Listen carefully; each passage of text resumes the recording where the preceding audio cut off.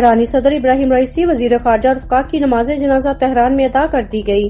غیر ملکی میڈیا کی رپورٹ کے مطابق ایرانی صدر ابراہیم رئیسی اور ان کے ساتھیوں کی میت طیارے کے ذریعے تبریز سے تہران لائی گئی۔ ایئرپورٹ پر جاں بحق ایرانی صدر کو گارڈ آف آنر پیش کیا گیا۔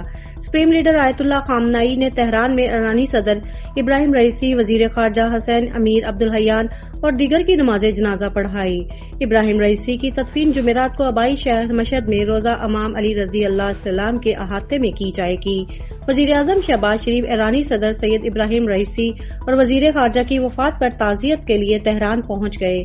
وزیر اعظم کے ہمراہ ڈپٹی وزیر اعظم اور وزیر خارجہ اسحاق ڈار، وفاقی وزیر داخلہ سید محسن رضا نقوی، وفاقی وزیر اطلاعات و نشریات عطا اللہ تارڑ اور وزیر اعظم کے معاون خصوصی طارق فاطمی بھی ہیں۔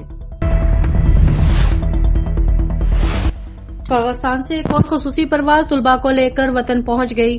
ترجمان سول ایویشن اتھارٹی کے مطابق پی آئی اے کی خصوصی پرواز پشاور کے پاچا خان انٹرنیشنل ایئرپورٹ اتری۔ 171 طلباء کو بشکیک سے پشاور ایئرپورٹ پہنچایا گیا۔ طلباء کا airport manager, deputy airport manager, station manager, P I A وزیر اعلیٰ خیبر پختونخوا کے مشیر سید فخر جہاں سمیت مختلف حکام نے پرتپاک استقبال کیا۔ اس موقع پر secretary relief department, D C Peshawar, director O P F اور وزارت خارجہ کے اسسٹنٹ چیف پروٹوکول بھی موجود تھے۔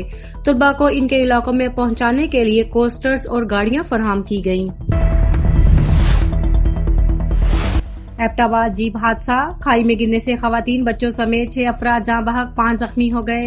ریسکیو ذرائع کے مطابق حادثہ تھانہ بکوٹ کی حدود بکوٹ نمبل میں پیش آیا۔ ڈی ایس پی گلیات کا کہنا تھا کہ جاں بحق ہونے والوں میں ماسٹر رشید کی 2 بہو اور اہلیہ بھی شامل ہیں۔ زخمیوں کی حالت بھی تشویشناک ہے۔ تمام زخمیوں کو مظفر آباد ہسپتال منتقل کر دیا گیا۔ حادثے کے متعلق علاقہ عمائدین نے گفتگو کرتے ہوئے کہا کہ حادثے کا شکار ہونے والی جیپ ڈرائیور سے بے قابو ہو کر کھائی میں جا گری۔ جاں بحق اور زخمی ہونے والے افراد کلیاں بازار سے خریداری کر کے گھر واپس آ رہے تھے کہ حادثے کا شکار ہو گئے۔ پاکستان سٹاک مارکیٹ میں آج مندی کا رجحان رہا، جس کے باعث سرمایہ کاروں کو اربوں کا نقصان برداشت کرنا پڑا۔ کاروباری ہفتے کے تیسرے روز پاکستان سٹاک مارکیٹ میں کاروبار کا آغاز مثبت زون میں ہوا، تاہم کاروباری روز کا اختتام منفی زون میں ہوا، جس کے باعث 100 انڈیکس 250 پوائنٹس کی کمی کے ساتھ 74,956 پوائنٹس پر بند ہوا۔